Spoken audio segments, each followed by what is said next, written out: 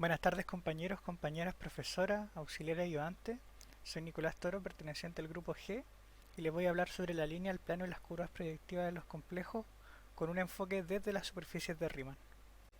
Como pequeña introducción, nosotros vamos a hablar sobre las superficies de Riemann, como su título lo dice, y nos vamos a enfocar solamente en los espacios proyectivos de dimensión 1 y 2, que vienen siendo la línea y el plano proyectivo.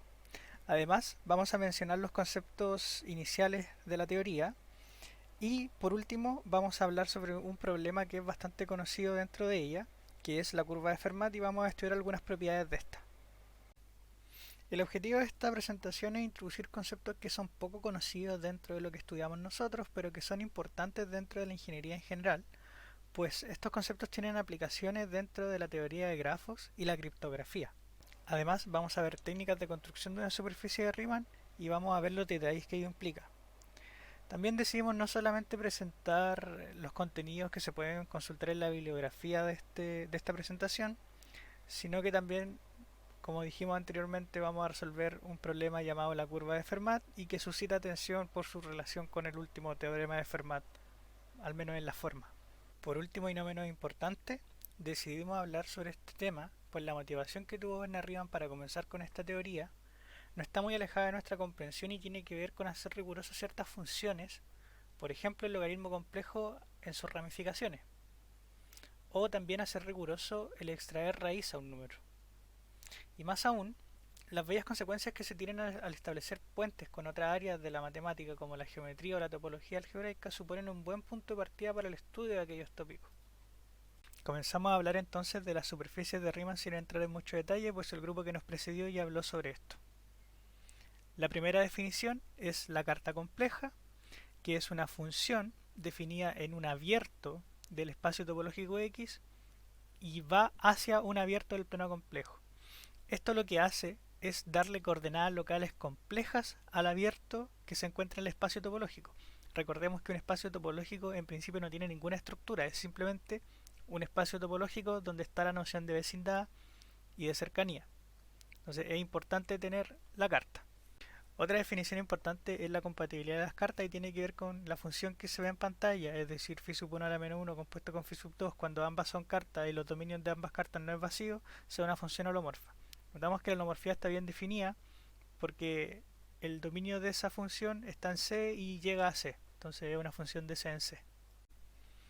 Luego tenemos la definición de atlas complejo, que va a ser una colección de cartas simplemente, y es lo que le va a dar una estructura a todo el espacio topológico mediante estas cartas.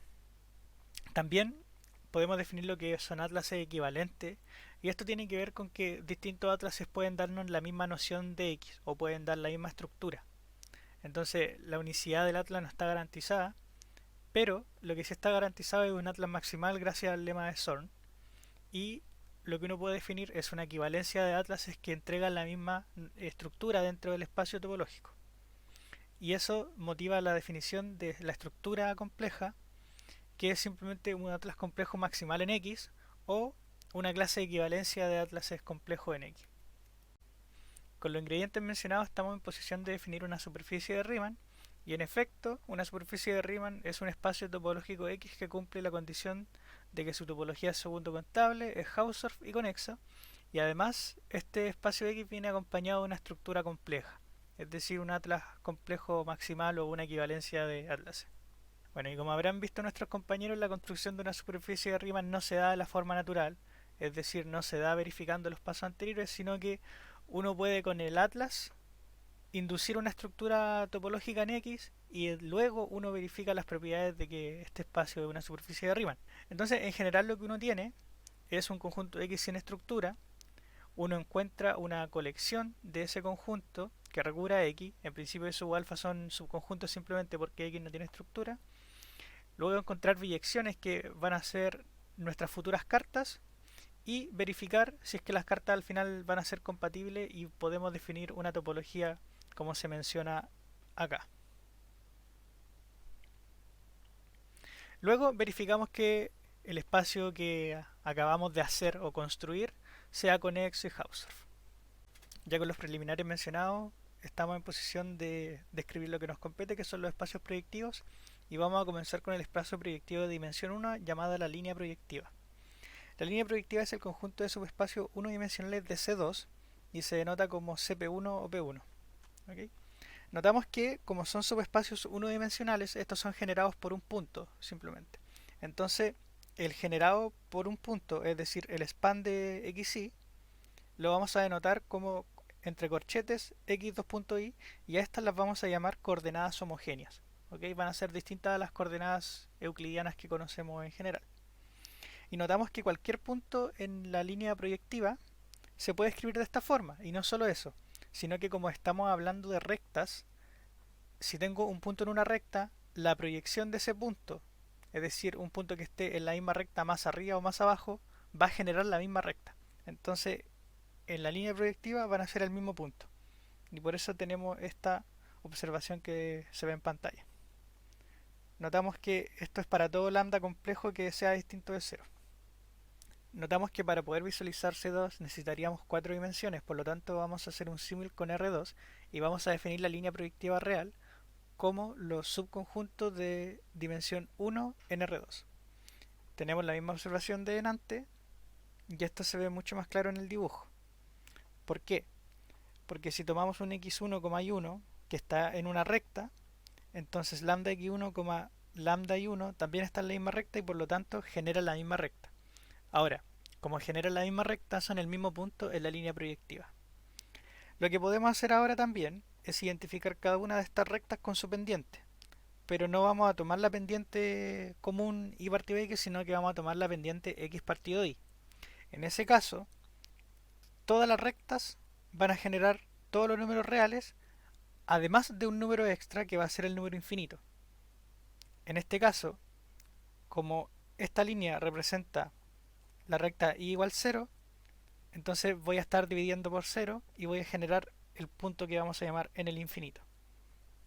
La representación visual que se tiene de RP1 o la interpretación topológica es esta que se encuentra acá, que es un círculo.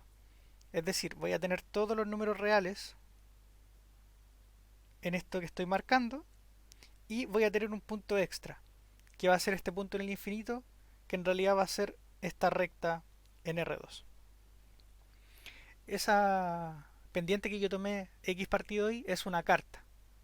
Vamos a ver inmediatamente que puedo tomar también la carta x, y partido x. Lo que uno también puede hacer, si lo quiere visualizar de mejor forma, es hacer lo que voy a hacer a continuación. Espérenme un momento.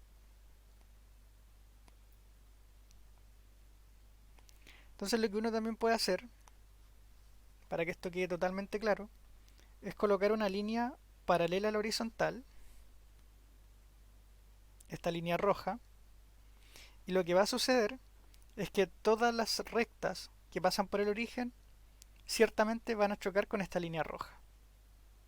Y va a haber solo una línea que no va a chocar con esta línea roja, que va a ser exactamente esta línea verde que le voy a llamar punto en el infinito. Esa línea roja va a representar exactamente este contorno y la línea verde va a representar este punto. Espero eso haya sido bastante iluminador.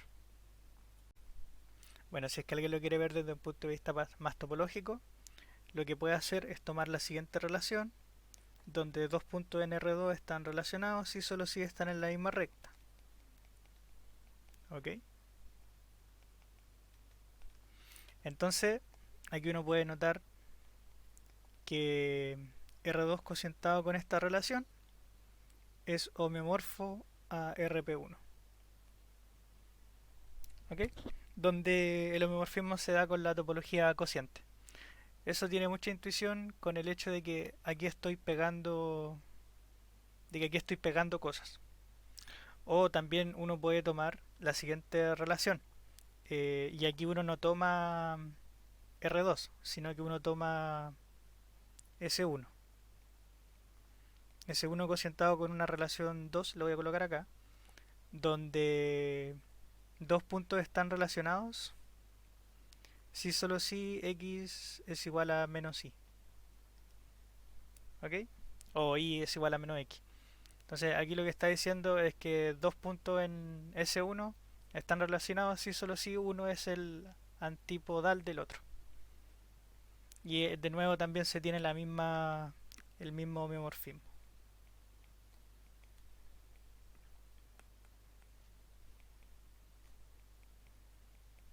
¿Okay?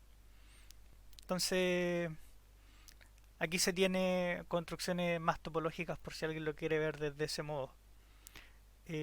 Bueno, y por último, ese punto del infinito es el punto que compactifica la línea real. Entonces, la topología que resulta con la compactificación de Alexandrov va a ser las mismas topologías cocientes que uno coloque acá. Formalicemos ahora la observación que hicimos delante con respecto a la inyección que tiene la línea real en la recta real proyectiva.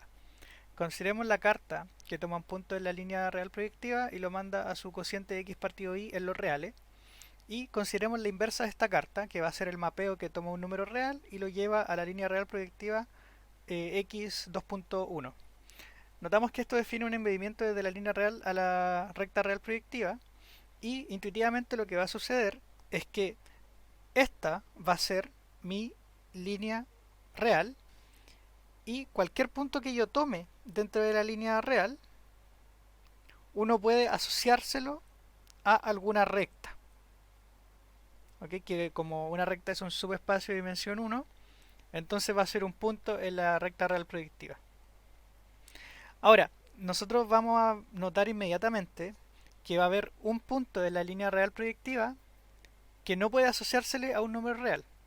En este caso va a ser esta recta que tenemos acá, que si uno la mira como un punto de la línea real proyectiva no se le puede asociar ningún número real dentro de esta línea roja, ¿cierto? Porque nunca va a haber una intersección entre ellas. Y ese, como dijimos delante, es el punto del infinito. Y uno puede hacer énfasis en eso.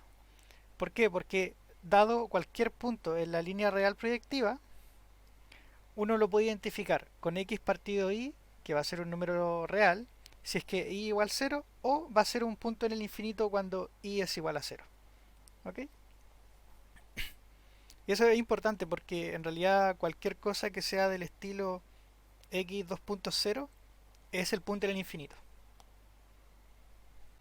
Ya con la intuición formada de la línea proyectiva real, volvamos a la línea proyectiva compleja y veamos que es una superficie de Riemann.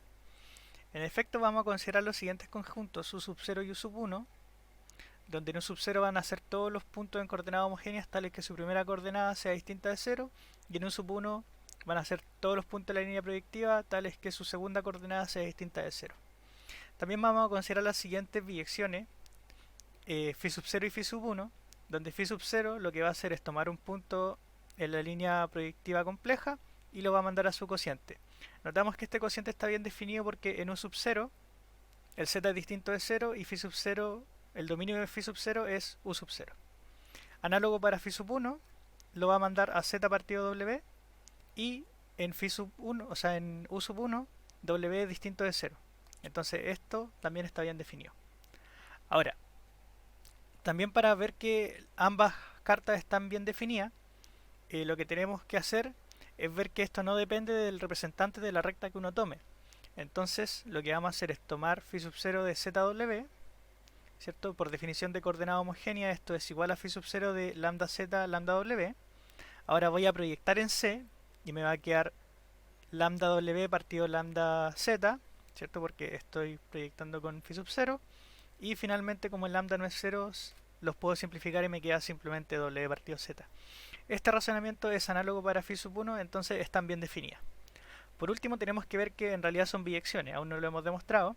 Entonces esto lo vamos a hacer dando la función inversa. Ok, entonces la función inversa de la carta phi sub 0 va a ser aquella que toma un punto en los complejos y me lo va a llevar a 1w. Entonces ahora tenemos que ver qué es la identidad cuando lo compongo con ella misma. Entonces vamos a ver la primera composición, phi sub 0 a la menos 1 compuesta con phi sub 0 de algún punto de la línea proyectiva, me da esto. Y esto es simplemente porque fíjense que 1, 2.w partido z, es lo mismo que z partido w. ¿Por qué? Porque si yo tengo esto,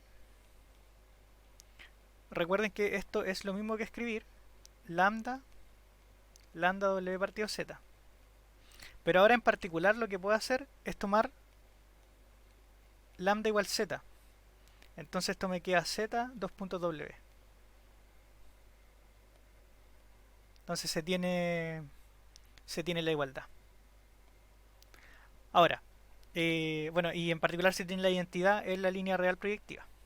También hay que ver la otra composición, y esa es un poco más trivial, pero hay que componer phi sub 0 con phi sub 0 a la menos 1. El dominio de phi sub 0 a la menos 1 es c, así que voy a tomar un número complejo, y notamos que bajo operaciones algebraicas esto me va a llevar a z. Esto es análogo también para phi sub 1, y luego ambas cartas son biyecciones. A continuación verificamos que estos homomorfismos están bien definidos en la intersección de ambos conjuntos, es decir, en u sub 0 inter u sub 1, y eso se tiene fácilmente porque u sub 0 inter u sub 1 van a ser todos los puntos en la línea real proyectiva tales que ninguna de las dos entradas son 0. ¿Ok? Entonces notamos que cuando nosotros llevamos esto a través de la carta, me va a llevar a todo C menos el 0. Esto, si uno quiere hacer un símil con la recta real, es bastante intuitivo, ¿cierto? Porque como no tengo ni la horizontal ni la línea vertical, entonces nunca tengo la pendiente que es 0 para ninguna de las dos cartas. Y tampoco tengo el punto en el infinito que ni siquiera está en R en ese caso. ¿Okay? Entonces eso es bastante fácil de ver. Y no solo eso, sino que esta, esta imagen es abierta, ¿cierto? Porque voy a tener los complejos inter, el complemento de un cerrado. Entonces voy a tener intersección de abierto y eso me da abierto. Finalmente, notamos que la composición de estas cartas de algún punto S me da 1 partido S en los complejos. ¿Okay? Entonces este es un mapeo holomorfo y en particular son cartas compatibles. Esto se tiene viceversa, así que estamos bien. Finalmente, notamos que u sub 0 y u sub 1 son conexos porque son la preimagen de la función inversa de las cartas a través de C. Es decir, phi sub 0 a la menos 1 de C me da u sub 0 y phi sub 1 a la menos 1 de C me da u sub 1. ¿Okay? Y claramente su intersección es no vacía y su unión cubre a toda la recta proyectiva. Entonces tengo una unión de conexo y al final me da conexo. Y notamos al final que estas cartas forman el atlas que yo quiero como estructura compleja en la línea proyectiva compleja. Tenemos la mayoría de las propiedades para que la línea proyectiva sea una superficie de Riemann, pero nos falta ver qué es Hausdorff. Entonces para esto vamos a tomar P y Q en la línea proyectiva y vamos a verificar que los puedo separar mediante abiertos. Entonces primero vamos a considerar el caso en que ambos de estos puntos están en u sub 0 o en u sub 1. ¿Okay? Entonces, gracias a que los complejos son Hausdorff, notamos que van a existir estos dos abiertos BW que van a separar a P y Q a través de las cartas, y luego cuando mandamos estos dos abiertos a través de las cartas hacia atrás, entonces esos van a separar a P y Q. Eso se tiene fácilmente porque las cartas son homomorfismos. Ahora nos queda verificar un solo caso, ¿cierto? En el que un punto esté en u sub 0 menos u sub 1 y el otro punto esté en u sub 1 menos u sub 0. Entonces supongamos sin pérdida de generalidad que P es el punto que está en u sub 0 menos u sub 1 y Q es el punto que está en u sub 1 menos u sub 0. Notamos que si P está en este conjunto, entonces necesariamente es de esta forma. Notamos que tomamos el 1 acá, pues cualquier otra alargamiento o achicamiento de esta coordenada va a ser la misma recta en la línea proyectiva. Lo mismo para Q. Entonces notamos que podemos separarlo por phi sub 0 a la menos 1 de D y phi sub 1 a la menos 1 de D. ¿Ok? Donde D va a ser el disco abierto unitario en C. Claramente esta intersección es vacía, ¿cierto? O sea, es una separación, porque si no fuese así, entonces supongamos por absurdo que ZW está en esa intersección, pero se va a tener, por la definición de las cartas, que W va a ser menor a Z y Z es menor a W, lo cual es una contradicción. Entonces, esta cosa es vacía. Y claramente, como las phi sub 0 y phi sub 1 son homomorfismos, estos mandan abiertos en abiertos. Así tenemos todas las propiedades que garantizan que P1 es una superficie de Riemann, y no solo eso, sino que también es una superficie de Riemann compacta. Pues notamos que P1 lo podemos escribir de esta forma, donde la cerradura de D es un compacto en C por ser un cerrado y acotado. Y notamos que phi sub 0 a la menos 1 y phi sub 1 a la menos 1 son funciones continuas por cero homomorfismo. Entonces tenemos que esta cosa es la imagen a través de una función continua de un compacto, y por lo tanto cada uno de estos es un compacto. Y unión de compactos me da un compacto. Así que P1 es una superficie de Riemann compacta. Definamos ahora el plano proyectivo. Este va a ser el conjunto de subespacios unidimensionales de C3 y se va a denotar como CP2 o P2. Notamos que estos subespacios, que van a ser rectas en C3, se pueden definir a través de un punto que no puede ser el vector 0 y se va a denotar en coordenadas homogéneas como x2.y2.z. Además, notamos que cada recta va a ser generada solamente por un punto. Más aún, todos los puntos en el plano proyectivo se pueden escribir de la forma x2.y2.z. Va a ocurrir lo mismo que en la línea proyectiva, en el que si yo multiplico cada una de sus entradas por lambda, sigue siendo el mismo punto, porque al final va a ser la misma recta. Nuevamente tenemos el problema de la visualización en C3, porque requeriríamos de 6 dimensiones. Sin embargo, podemos hacer un símil con R3 y la definición se mantiene, es decir, el plano proyectivo real son todos los subespacios unidimensionales de R3. Ahora, en R3, el dibujo acá es más iluminador, voy a colocar todas las rectas que pasan por el origen y voy a colocar un plano que va a ser homeomorfo a R2 en z igual 1. Ahora, todas las rectas que pasan por el origen, uno las puede identificar con algún punto de R2. Sin embargo, van a haber rectas que no van a intersectar a ese plano. Y esas rectas son aquellas rectas que están incluidas en el plano z igual 0. ¿Por qué? Porque ese plano va a ser completamente paralelo al plano z igual 1. Ahora, notamos que todas las rectas que están dentro de ese plano z igual 0 van a ser rectas que no van a intersectar a R2. Entonces, en el plano proyectivo real, va a ocurrir que todas las rectas moradas que se ven en el dibujo son puntos que van a conformar la línea en el infinito. Es decir, este plano verde que nosotros vemos acá,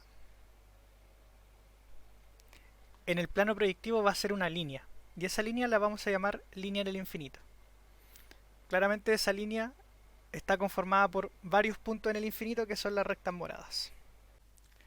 Entonces ocurre algo similar a lo que ocurría en la línea proyectiva real, porque lo que acabamos de mencionar es la inyección que uno tiene desde el plano real hacia el plano real proyectivo. Ahora, para formalizar esa noción, lo que vamos a hacer es tomar la siguiente carta.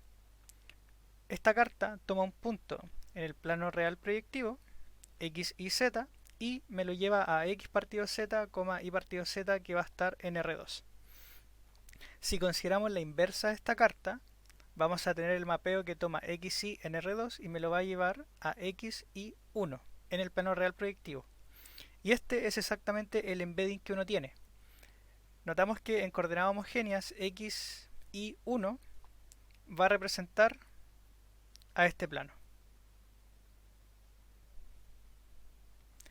Nuevamente, el complemento de la imagen de este embedimiento van a ser los puntos A, B, 0, es decir, en z igual 0. Llamados puntos en el infinito, y que todos esos puntos van a constituir la línea en el infinito. Y eso tiene sentido porque cada vez que nosotros tenemos cosas proyectivas, las líneas se transforman en puntos y los planos se transforman en líneas. Podemos hacer énfasis también en que cualquier punto que uno tenga en el plano proyectivo real, lo vamos a poder identificar con un punto en R2, x partido z, y partido z si es que z es distinto de 0, o con A, B, 0 en la línea en el infinito, si es que el z es igual a 0. Notamos que en la figura anterior mencionamos el polígono fundamental, que si bien no tenemos las herramientas para poder demostrar que este es el polígono fundamental del plano real proyectivo, lo aceptaremos y vamos a trabajar con él. Ahora, ¿qué nos dice el polígono fundamental? El polígono fundamental es una representación de esta variedad real de dos dimensiones, que nos dice el cómo se construye el plano real proyectivo. Ahora, notamos que aquí tenemos ciertas etiquetas A y la etiqueta B, con una cierta orientación en los bordes. Entonces, el plano real proyectivo se construye juntando las etiquetas y respetando la orientación de los bordes. Ahora, ¿cómo se haría esto? Bueno, lo que hay que hacer es, dado que esta flecha va hacia la derecha y yo quiero juntar el A con el A, tengo que este borde darlo vuelta. ¿Ok? De esa manera la flecha va a apuntar hacia la izquierda y luego voy a pegar este borde con este borde de acá.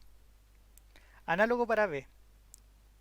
Si es que este borde va hacia abajo y este borde va hacia arriba, entonces lo que yo voy a hacer es dar vuelta este borde de acá y lo voy a pegar con el borde de la izquierda. Uno puede notar inmediatamente que este plano real proyectivo contiene autointersecciones. Entonces en R3 nosotros vamos a ver una cosa que se intersecta a sí misma, de la misma forma que lo hace la botella de Klein. Además, podemos notar que intuitivamente, si es que nos movemos a través del plano real proyectivo, lo que va a suceder en términos coloquiales es que si yo desaparezco hacia arriba, mirando hacia la derecha, voy a aparecer abajo, pero mirando hacia la izquierda. Análogo para B. Si es que yo me muevo hacia la derecha y vuelvo por este otro lado, si yo salí mirando para arriba, entonces voy a aparecer acá mirando para abajo. Esto es importante porque lo que ocurre acá es que la orientación no se preserva. Esto es en el caso real. ¿Y por qué eso es tan importante? Porque ocurre que en las variedades reales, las cartas que uno define, las define mediante difeomorfismos C infinitos, que al final son funciones biyectivas infinitamente diferenciables. Sin embargo, cuando hablamos de superficies de Riemann, nosotros definimos variedades complejas que son definidas a través de cartas que su composición va a ser holomorfa, cartas compatibles holomorfas. Y eso es un poco más fuerte que difeomorfismo. ¿Por qué? Porque la holomorfía respeta la orientación y los ángulos. Entonces, en las superficies de Riemann no ocurre este problema de orientación como sí ocurre en los casos reales. Y por eso, estudiar variedades complejas es un poco más rico, ¿okay? Tiene más propiedades. Más sobre esto se puede encontrar en la referencia 2 de la bibliografía de este trabajo. Lo vamos a mencionar al final del video. Volvamos ahora al plano proyectivo complejo y veamos qué es una superficie de Riemann. La construcción es totalmente análoga a lo que se hizo en la línea proyectiva compleja y vamos a considerar los siguientes conjuntos: U0, U1 y U2, de la forma que se define en pantalla, donde la primera entrada va a ser distinta de 0, en U1 la segunda entrada va a ser distinta de 0 y en el tercer conjunto la tercera entrada va a ser distinta de 0.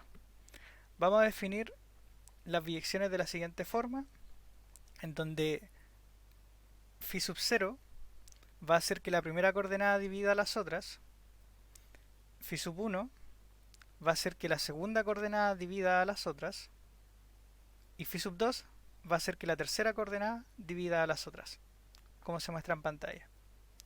Ahora, notamos que la inversa de phi sub 0 es un mapeo que va desde los complejos a U sub 0 y es el mapeo que manda A, B a 1, A, B, y análogo para los demás. Luego, el atlas que uno considera es el atlas con las cartas phi sub 0, phi sub 1 y phi sub 2. Sorry, aquí hay un typo. Y nos entrega las condiciones para que P2 sea una superficie de Riemann. Ahora, la compatibilidad de las cartas y las propiedades topológicas se siguen de las construcciones hechas en la línea proyectiva. Y como pequeña observación, el plano proyectivo P2 es compacto porque puede ser cubierto por tres conjuntos compactos, que son U sub 0, U sub 1 y U sub 2. La compacidad de eso se sigue de de tomar, ¿cierto?, la preimagen a través de las cartas. Y por último, mencionar que la construcción que hicimos tanto para la línea proyectiva como para el plano proyectivo se pueden hacer para una dimensión n cualquiera. Entonces, si uno puede definir como P sub n como los subespacios de dimensión 1 de los complejos a la n+1. En ese caso vamos a llamar a P a la n el espacio proyectivo de dimensión n. Recordemos la introducción que mencionamos una aplicación a la teoría de grafos, y esto tiene que ver con lo que se menciona a continuación. Consideremos K6 el grafo completo de 6 vértices en R2 y notemos que este grafo tiene autointersecciones. ¿Por qué? Porque si yo decido conectar este punto con este punto de abajo, voy a tener que trazar esta arista. Sin embargo, esa arista va a intersectar a esta otra arista. Ahora, si uno mira este mismo grafo K6 en el plano real proyectivo, uno puede hacer uso de su naturaleza geométrica para poder conectar este vértice de acá con este vértice de acá abajo, pero haciendo uso de esta cualidad. Entonces, lo que va a ocurrir es que el grafo K6 en el plano real proyectivo no contiene autointersecciones. Y esto va a dar un puente de estudio entre la teoría de grafos y la geometría. Definamos ahora las curvas algebraicas. Si bien una curva algebraica es una variedad algebraica de dimensión 1, en términos coloquiales sigue la misma noción que tenemos de curva en Rn.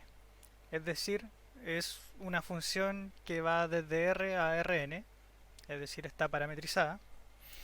Y para este trabajo nos vamos a enfocar en dos tipos de curvas algebraicas, que son las curvas planas suaves y las curvas planas proyectivas suaves. El nombre plano se refiere a que están en el plano afín, o C2, y las curvas planas proyectivas se refiere a que están en el plano proyectivo.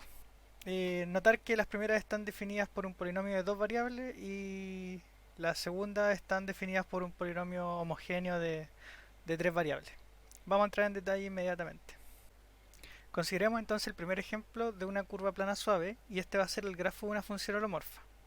Nos gustaría ver que en realidad las curvas planas suaves son superficies de Riemann. Entonces verifiquemos que el grafo de una función holomorfa es una superficie de Riemann. Entonces vamos a considerar el grafo X, que va a estar definido por el par ordenado Z, G de Z, tal que Z esté en B, que es donde está definida la función. Ahora, vamos a tomar en X la topología traza de C2 y vamos a considerar la proyección desde la curva hacia el conjunto B. Esta proyección va a ser la proyección en la primera variable.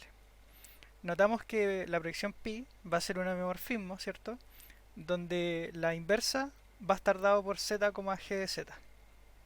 Entonces notamos inmediatamente que pi es una carta compleja en X, cuyo dominio cubre X porque de hecho es X. Entonces vamos a tener un atlas compuesto de una sola carta que va a ser la carta pi.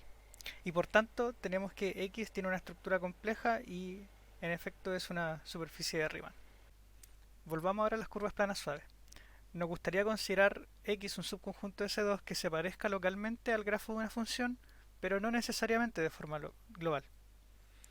Entonces la forma más natural de hacer esto es considerar X como el conjunto de ceros de un polinomio complejo de dos variables, y esto haría que la curva definida sobre un espacio de dimensión compleja 2, es decir C2, tenga solo una dimensión compleja 1, y de esta manera podríamos construir una superficie de Riemann.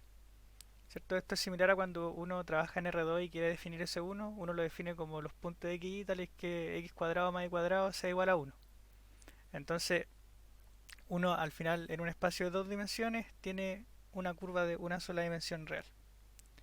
Ahora, antes de proceder tenemos que recordar un teorema importante, que es el teorema de la función implícita. Entonces, si tengo un polinomio en los números complejos y considero X como el conjunto de ceros de ese polinomio, y tomamos un punto P, Z sub 0, W sub 0 en este conjunto, es decir, que P sea una raíz de F, si suponemos que la derivada con respecto a W en P es distinta de 0, va a existir una función g de z que está definida y holomorfa en una vecindad de z0, para la cual en esa vecindad x es igual al grafo w igual g de z. Y más aún se tiene que g' lo que está en pantalla, cerca de z0, es decir, en esa vecindad de z0. La demostración no la vamos a hacer en este trabajo porque no es el enfoque, pero se puede encontrar en el Vaughan-Newman, que es la referencia que vamos a mencionar al final del video.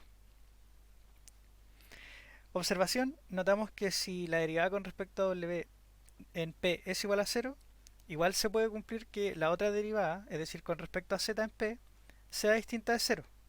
Y entonces este conjunto X seguiría siendo, de forma local, un grafo cerca de P usando la otra variable. Esto es importante, pues podemos definir lo siguiente, la curva plana. ¿Ok? Entonces, la definición de una curva plana es el conjunto de ceros en C2 de un polinomio f.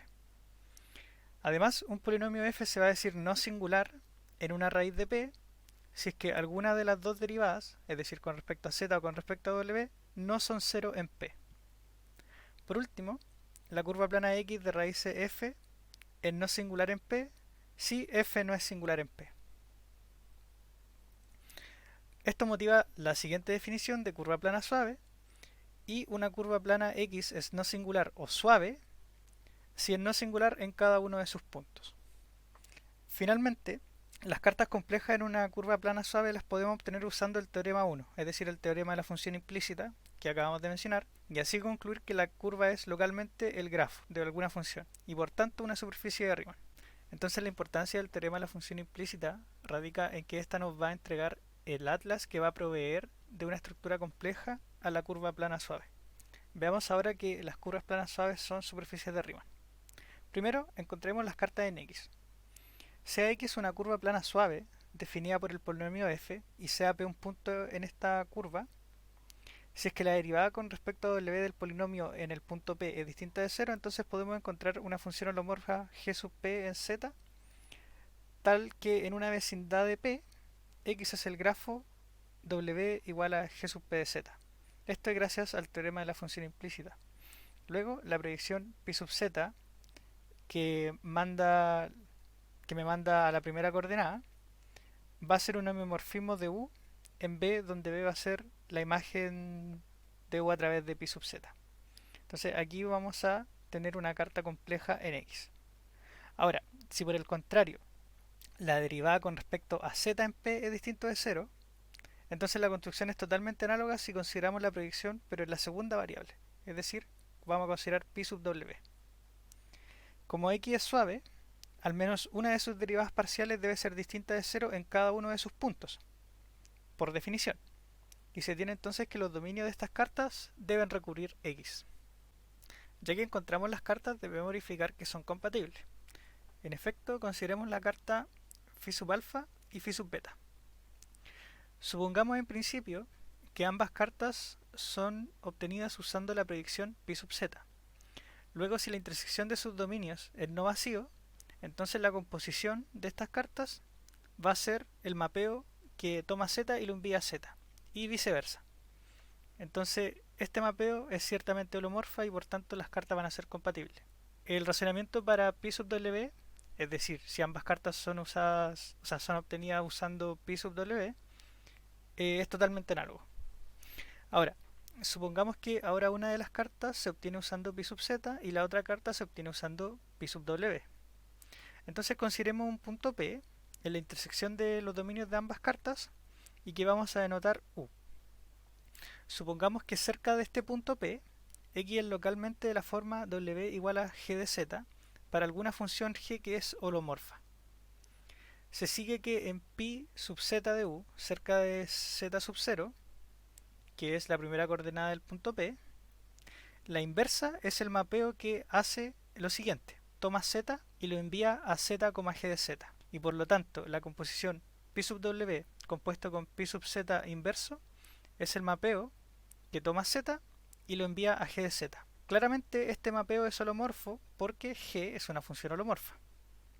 Se concluye que las cartas son compatibles 2 a 2. Por último, notamos que esta curva plana suave X es segundo contable y Hausdorff, pues es un subespacio de C2. Nos falta verificar que las curvas planas suaves son conexas para concluir que son superficies de Riemann. Pero notamos que la conexidad es delicada y de hecho tendríamos que asumir algo extra para lograr que la curva sea una superficie de Riemann. Para notar que las hipótesis que tenemos no bastan, consideremos el siguiente polinomio h, definido como la multiplicación de z más w y z más w menos 1. Notamos que esto va a definir una curva plana suave y, y notamos que y va a ser la unión de dos líneas complejas que no se tocan. Porque por un lado, vamos a tener que el conjunto de ceros va a ser todos los z igual a menos w y también todos los z que sea igual a w menos 1. Entonces h es la multiplicación de dos factores lineales con la misma pendiente. Notamos igual que cada línea es de hecho una superficie de Riemann, pero su unión no va a ser una superficie de Riemann porque van a fallar en la conexidad. Entonces esto motiva la siguiente definición de polinomio irreductible. Vamos a decir que un polinomio f es irreductible si no puede ser factorizado como la multiplicación de dos polinomios g, h, donde g y h son polinomios no constantes. Y tenemos el siguiente teorema. Si f es un polinomio irreductible, entonces el conjunto de sus raíces, definido como x igual a los z, w en c2, tales que f es igual a 0, va a ser un conjunto conexo. Luego, si es que f es no singular e irreductible, entonces la curva plana suave x es una superficie de Riemann. Ahora, la demostración, notamos que ya tenemos todos los ingredientes para que x sea una superficie de Riemann y solo bastaba probar la conexidad. Pero la demostración de la conexidad se escapa totalmente de la complejidad del curso y no tenemos las herramientas para poder lograrlo. Sin embargo, doy la referencia al final del video en donde se puede encontrar la demostración. Entonces, ya que demostramos que las curvas planas son superficies de Riemann, ahora tenemos que ver que las curvas planas proyectivas suaves son superficies de Riemann. Pero la construcción es un poco diferente porque las coordenadas homogéneas tienen la propiedad de que escalar por un número complejo nos entrega el mismo punto. Así que eso va a dificultar un poco la construcción. Sin embargo, esa propiedad motiva la siguiente definición. La definición de un polinomio homogéneo. Entonces un polinomio f se dice homogéneo si cada uno de sus términos tiene el mismo grado en sus variables. Este grado es el grado del polinomio. Ejemplo. El polinomio f, definido como x cuadrado y menos 2x y z más 3z a la 3, es un polinomio homogéneo de grado 3. ¿Por qué? Porque el x tiene grado 2 y el y tiene grado 1. Entonces el grado de este término es 3. Lo mismo para x y z. Cada uno de estos factores tiene grado 1 y al final el término completo tiene grado 3. Y finalmente el z está elevado a 3, entonces tiene grado 3. Ahora, por otro lado, el polinomio g, definido como x cuadrado y más 3y cuadrado más z, no es un polinomio homogéneo, porque el primer término tiene grado 3, el segundo término tiene grado 2 y el último término tiene grado 1. Ahora, notamos que si f es un polinomio homogéneo de grado d, no tiene sentido evaluarlo en un punto del plano proyectivo, porque si es que yo tomo un punto en el plano proyectivo x0, y0, z0, entonces este polinomio no está bien definido. Pues notamos que si yo tomo f de lambda x0, lambda y0 y lambda z0, este lambda lo voy a poder factorizar y lo voy a poder llevar hacia afuera. De forma que me va a quedar lambda a la d, donde d es el grado del polinomio, por f de x y z. Y esto es cierto para cualquier lambda en los complejos. Ahora, notamos que como lambda x0, lambda y0 y lambda z0 es lo mismo que x0, y0, z0 en el plano proyectivo, se debe tener sí o sí que f sea 0. O no tendría sentido, ¿cierto? Por esto que tenemos acá. Se sigue entonces que x, definido como los puntos para los cuales el polinomio es 0, está bien definido. Y de hecho el polinomio sí o sí tiene que ser 0. Luego, consideremos los dominios de las cartas U sub i definidas en P2 y intersectémoslas con este x, que era el conjunto de ceros del polinomio homogéneo f. A esta intersección le vamos a llamar xy. Y vamos a notar que estos xy es una curva plana suave cuando la vemos en C2. Por ejemplo, si consideramos el abierto U sub 0, donde la carta decía que la primera coordenada era distinta de 0, vamos a tener que, luego de transportar la curva a C2, se tiene que esto es homeomorfo a los puntos A, B en C2, tales que f de 1, A, B es igual a 0. que es una curva plana suave definida por el polinomio f de AB igual a 0, donde f de AB es lo mismo que f grande, que es el polinomio homogéneo de 1, a, b. Esto es importante porque aquí uno está haciendo un símil entre lo que pasa en el plano proyectivo y lo estamos llevando mediante las cartas hacia el plano afín, que en este caso sería simplemente C2. Y estamos en posición de definir lo que es una curva plana proyectiva. Una curva plana proyectiva es el conjunto de ceros en el plano proyectivo de un polinomio homogéneo f en tres variables. Ahora, lo que nos gustaría hacer es que la curva plana proyectiva X sea una superficie de Riemann bajo alguna hipótesis de no singularidad, lo cual motiva la siguiente definición. Un polinomio homogéneo f se dice no singular si es que no existen soluciones al sistema f igual a la derivada de f con respecto a x, con respecto a y, con respecto a z, igual a 0, en el plano proyectivo P2. Pero como pequeña observación, esta condición que acabamos de hacer es equivalente a pedir que no haya soluciones distintas de 0 para el sistema en C3. Además, estamos en condiciones de definir lo siguiente. Una curva plana proyectiva se dice suave si es que está definida por un polinomio homogéneo f que es no singular. Ahora, si bien ya definimos la no singularidad del polinomio en el plano proyectivo, nos gustaría tener una caracterización en función del plano afín C2. Y en efecto tenemos el siguiente lema.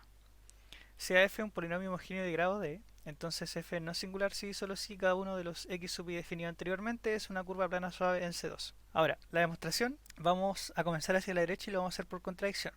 Supongamos que alguno de los x sub i no es suave, y sin pérdida de generalidad vamos a asumir que x sub 0 es el que no es suave.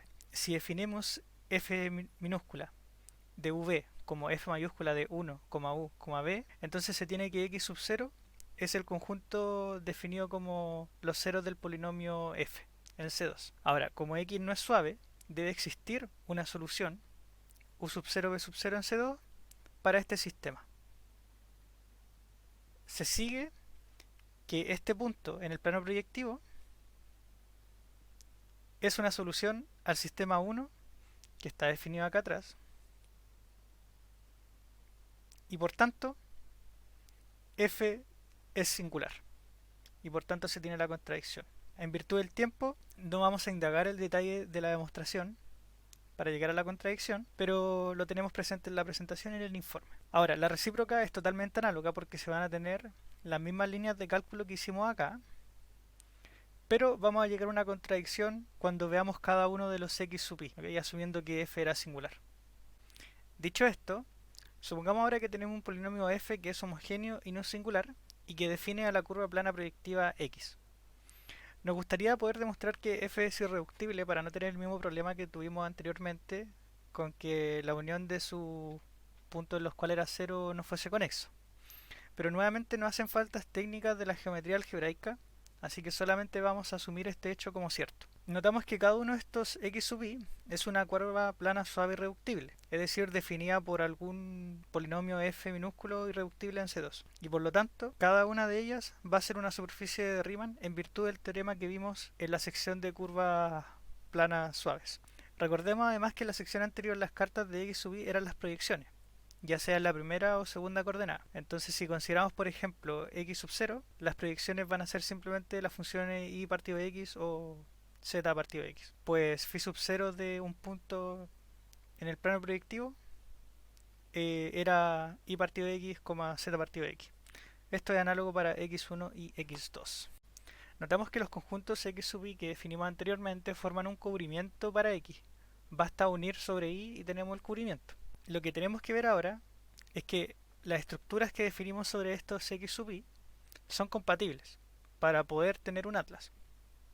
En efecto, si tomamos un punto P dentro de la curva plana proyectiva, tal que P esté en la intersección de x sub 0 inter x sub 1, entonces x tiene que tener esta forma, donde el x y el y son distintos de 0, ¿cierto? Por definición de los dominios de las cartas. Entonces supongamos que tenemos la función psi sub 0 igual a y partido de x y la función psi sub 1 igual a la función z partido de y, que son cartas cerca de P tanto para x sub 0 como para x sub 1 respectivamente. Lo que tenemos que demostrar es que la composición es holomorfa.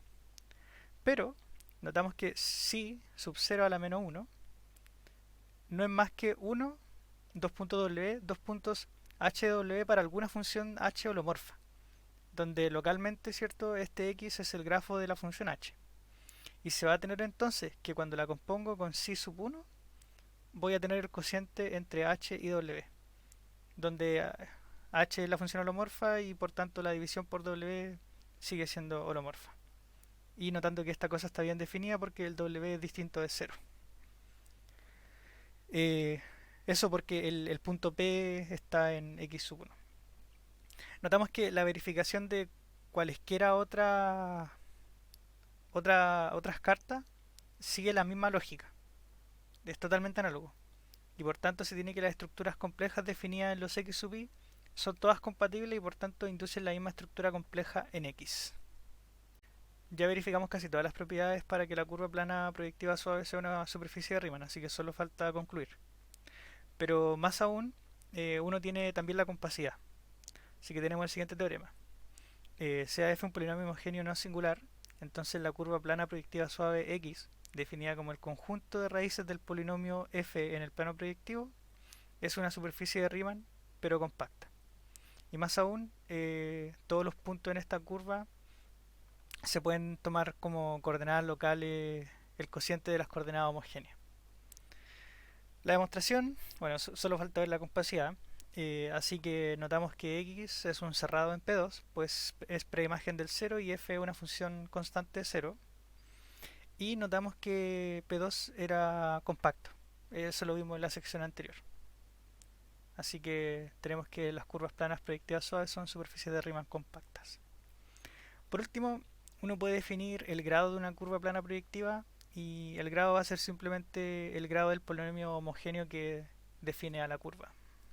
Por último, hablemos de la curva de Fermat, que lleva ese nombre, pues se asemeja mucho a la expresión matemática que utilizó Fermat en su último teorema. El estudio de esta curva ayuda al entendimiento de las curvas en estos espacios proyectivos y son de importancia para comprender ciertos resultados dentro del área. Demostraremos propiedades elementares sobre este objeto matemático y calcularemos su género haciendo uso de la fórmula de Hurwitz. Entonces el problema consiste en considerar x una curva plana proyectiva de grado d definida por este polinomio homogéneo, y esta curva la vamos a llamar curva de Fermat de grado d. Ahora consideremos la proyección pi dada por pi, que va desde la curva hacia la línea proyectiva, definida como tomar un punto de la curva y mandarlo a su proyección en las dos primeras coordenadas homogéneas. Vamos a estudiar la suavidad de la curva, los puntos de ramificación de pi y vamos a calcular el género de x. Entonces primero, la curva de Fermat es suave. Notamos que por definición tenemos que probar la no singularidad del polinomio f.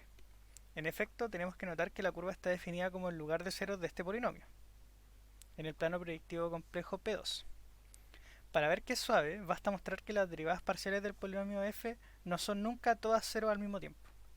En efecto, observemos que si derivamos con respecto a x, y derivamos con respecto a y derivamos con respecto a z, se tienen los siguientes resultados, que se muestran en pantalla. Ahora, supongamos por contradicción que el sistema tiene un cero en común. Entonces se tendrá que 0 es igual a x a la d menos 1, es igual a y a la d menos 1 y z es igual a la d menos 1. Y en consecuencia se tiene que x igual y igual z igual 0. Pero notamos que el punto 0, 2.0, 2.0 en coordenada homogénea no pertenece al plano proyectivo. En consecuencia se tiene la contradicción. Luego la curva de Fermat está dada por un polinomio no singular y se concluye entonces que es una curva suave. Veamos ahora que la proyección pi es holomorfa y de grado d. Primero verifiquemos que pi está bien definido. En efecto, tomemos pi de algún punto en el plano proyectivo y como los puntos en el plano proyectivo son indistinguibles mediante escalamiento, entonces vamos a escalarlo por pi, o sea por lambda, perdón. Ahora vamos a proyectar este nuevo punto del plano proyectivo y nos va a quedar lambda x, lambda y. Pero nuevamente por definición de puntos de la línea proyectiva son indistinguibles bajo escalamiento, entonces me queda x, y en coordenada homogénea. Ahora veamos la holomorfía. Consideremos las cartas usuales de P2, que son U sub i, phi sub i, y las cartas usuales en P1, que son W sub i y eta sub i. Vamos a hacer la demostración solo para phi sub 0 y n sub 0, pero los otros casos son totalmente análogos. Entonces vamos a calcular la composición n sub 0 compuesto con pi compuesto con phi sub 0 a la menos 1. Notamos que el dominio de esta función es phi sub 0 de x sub 0 y esta función llega a los complejos. Notamos que phi sub 0 de x sub 0 son los i partido de x, z partido de x que están en C2 y que hacen que el polinomio sea igual a 0. Pero notamos que esto lo podemos homogeneizar, entonces al final vamos a tener los puntos de x, y en C2 tales que 1 más x a la d más y a la d sea igual a 0. Recordemos que phi sub 0 de algún punto en el plano proyectivo, dado la carta, ¿cierto?, es i partido por x, z partido por x. También eta sub 0 por definición de carta de P1 manda el x 2.i a i partido por x. Y finalmente la inversa de phi sub 0 toma un punto en C2 y lo manda al plano proyectivo con las coordenadas 1, x, y. Por último, si hacemos el cálculo de esta función, entonces vamos a tener que el resultado es x. Ahora, notamos que el polinomio definido como x a la d más y a la d más 1 es no singular, y entonces el teorema de la función implícita permite obtener una función phi que es biyectiva y holomorfa, y además se tiene que localmente y es igual a phi de x o x es igual a phi de y. Tenemos entonces que localmente la composición de x, phi de x da x, o al revés, phi de y, nos da phi de y cuando lo evaluamos en esta función composición. En cualquier caso, hemos encontrado una expresión holomorfa para pi en un punto arbitrario de x0. Luego, pi es holomorfa. Notamos que para las demás cartas es totalmente análogo, así que pi es holomorfa. Veamos ahora que pi es de grado d. Para esto vamos a notar que el grado es constante y por lo tanto lo podemos calcular en cualquier punto de la línea proyectiva. En particular vamos a considerar el punto i igual a 1,0 en la línea proyectiva. Luego, por definición, se tiene que el grado de pi es igual a la suma de las multiplicidades en p de pi con p recorriendo la preimagen de i a través de pi. Además, tenemos la siguiente equivalencia. Si es que p está en la preimagen de i, eso se tiene si solo si pi de p es el punto 0,1 en la línea proyectiva. Y eso se tiene si solo si p1, p2 es igual al punto 1, 0 en la línea proyectiva. Y en consecuencia se tiene que p2 es igual a 0. Luego, la suma que tenemos acá se hace sobre todos los puntos con segunda coordenada igual a 0. Notamos que esto implica automáticamente que P1 y P3 no pueden ser 0. Y esto nace del hecho de que no pueden haber dos entradas en coordenada homogénea que sean 0. Es decir, P está en x sub 0 inter x sub 2. Entonces ahora si consideramos un P en la preimagen de i a través de pi, vamos a tener que P va a ser igual, o va a ser de la forma 1, 2.0, 2 lambda, para algún lambda en los complejos por definición de las coordenadas homogéneas. Luego vamos a tener que 1 a la d más 0 a la d más lambda a la d es igual a 0, o equivalentemente lambda a la d es igual a la menos 1, y en particular se tiene que el sistema tiene d soluciones, ¿cierto?, por el teorema fundamental del álgebra. Es decir, hay exactamente d puntos en la preimagen de i a través de pi que están en correspondencia con las décimas raíces de menos 1. Para finalizar, tenemos que observar que en cada uno de estos puntos la multiplicidad de pi es 1 por la ecuación 3 que tenemos acá abajo, que es la que habíamos deducido anteriormente. Y en efecto podemos garantizar que pi se escribe como un mapeo que toma un x y lo manda a x, siempre que localmente en phi sub 0 de x0 se pueda despejar y igual a phi de x para phi alguna función holomorfa. Esto se puede hacer siempre que la derivada de f con respecto a y sea distinto a 0 si solo si y es distinto de 0. Pero esto es cierto, pues los puntos que estamos considerando están en esta intersección. Y se concluye entonces que el grado de pi es igual a la suma de puros unos, donde los p recorren la preimagen de i a través de pi, pero acabamos de decir que hay solo d puntos en esa preimagen. Entonces tenemos que la suma da d. Estudiemos los puntos de ramificación de pi. En efecto, partamos encontrando los puntos de ramificación que están incluidos en x sub 0. Y notemos la siguiente equivalencia, donde p, que es un punto en x sub 0, va a ser un punto de ramificación si solo si su multiplicidad es mayor o igual que 2. Como ya tenemos una forma local para pi, podemos observar que si la derivada del polinomio con respecto a i es distinta de 0, entonces p no es un punto de ramificación y luego se tendrá que 0 tiene que ser igual a la derivada con respecto a i, y esto va a ser igual a d i a la d menos 1. Y se tendrá que i es igual a 0 y por tanto p va a ser de la forma 1, 2.lambda, 2.0, que va a pertenecer a la curva.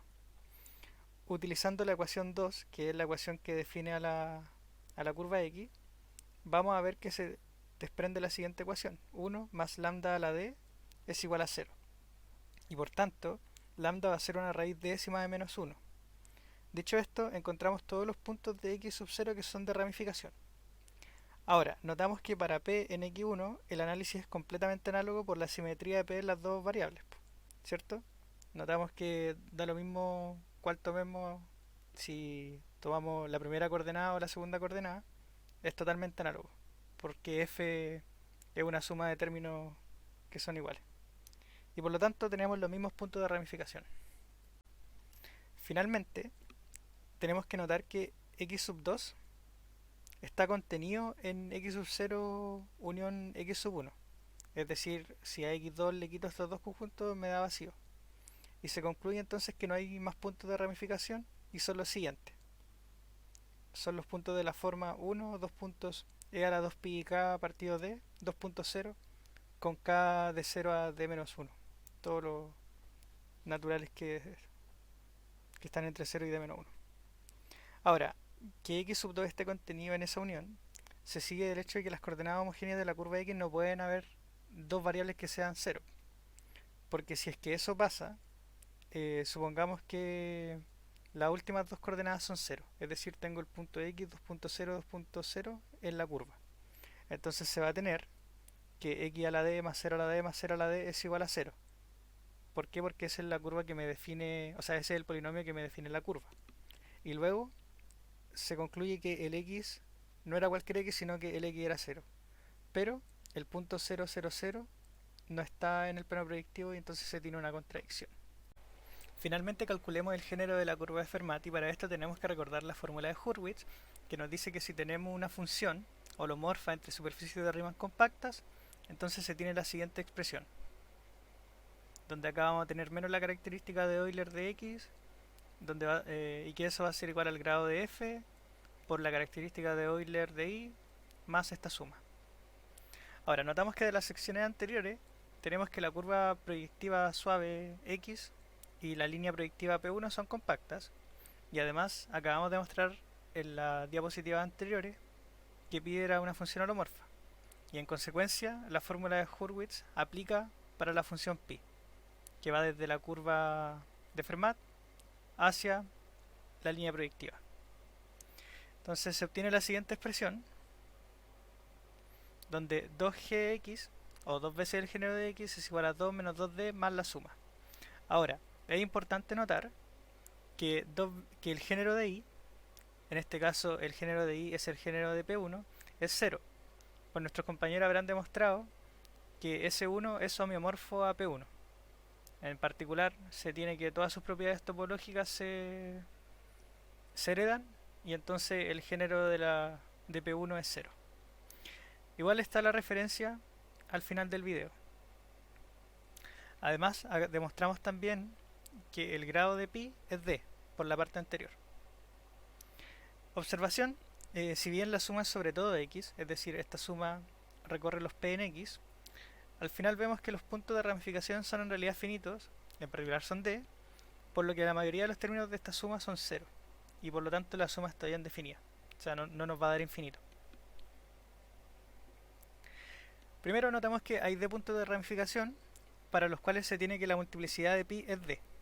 Esto, pues en cada uno de los puntos de ramificación, la función es el mapeo z que envía a z a la d.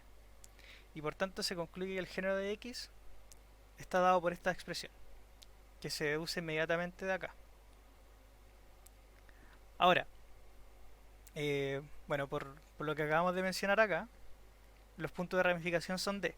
Entonces tenemos d veces d menos 1. Y siguiendo el desarrollo algebraico, llegamos a que el género de la curva de Fermat es esta multiplicación, donde tenemos los factores d menos 1 por d menos 2 partido 2. Y en consecuencia, el género de la curva de Fermat dependerá del grado del polinomio que define la curva. Mencionemos algunos comentarios sobre el género de una superficie. Y es que el género de una superficie en general, no necesariamente tiene que ser de Riemann, representa la cantidad de agujeros que ésta posee. Por ejemplo, el género de la esfera de Riemann es 0, porque no tiene agujeros. Y por otro lado, el género del plano complejo va a ser 1, porque se puede ver como la esfera de Riemann sin el punto en el infinito, sin el punto norte. Entonces eso deja un hoyo en la superficie de Riemann, que es la esfera de Riemann. La demostración de esto excede con creces los contenidos y la complejidad del curso, pero doy la referencia al final del video por si alguien quiere verlo. Por último, es importante ver que para esta curva, la curva de Fermat, se tiene que el género es lo que calculamos recién, pero para un polinomio f homogéneo de grado 1 o 2, el género de la curva es 0, y cuando colocamos un polinomio f de grado 3, esta cosa ya comienza a tener agujeros. Es decir, con grado igual 3, por ejemplo, tiene un agujero, porque su género es igual a 1. Y esto convierte a la curva en una curva elíptica. ¿Por qué? Porque por definición una curva elíptica es una superficie de Riemann compacta con género 1. Esto es importante porque gracias a la demostración que hizo Andrew Wiles en su último teorema de Fermat, estableció un puente entre el área de la geometría aritmética con la forma modular en el análisis complejo. Entonces uno ahí puede usar esa correspondencia para poder aplicar técnicas de un lado hacia otro. Aunque en general estas técnicas se ocupan desde las formas modulares hacia la geometría aritmética. Eh, Eso con respecto al género de una superficie.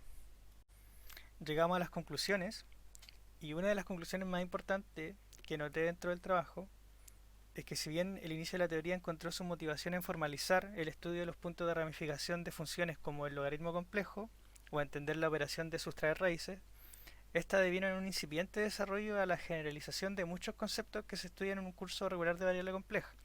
¿Por qué? Porque al final el plano complejo es un caso particular de una superficie de Riemann. Y no solo eso, sino que surgió como una rama innovadora dentro de las matemáticas utilizando en geometría herramientas topológicas y algebraicas, y por tanto estableciendo puentes entre diferentes áreas de la matemática. Entonces por eso tenemos geometría algebraica, topología algebraica, etcétera. Con respecto al trabajo presentado, se ve reflejado que si bien los espacios proyectivos representan ejemplos que son casi elementales dentro de la teoría, también tienen aplicaciones como la presentada en el problema de la curva de Fermat. Y cabe destacar que las técnicas que utilizamos no solamente son específicas para ese problema, sino que sirven para cualquier polinomio homogéneo que defina una curva proyectiva plana suave.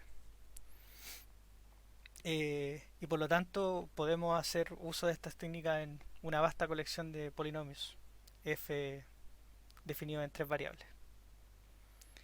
Y por último, pudimos notar que la identificación que hacemos o el embedimiento que existe de S2 hacia el plano proyectivo complejo es útil para poder hacer uso de argumentos geométricos provenientes de la geometría proyectiva en el estudio de curvas en los complejos y viceversa.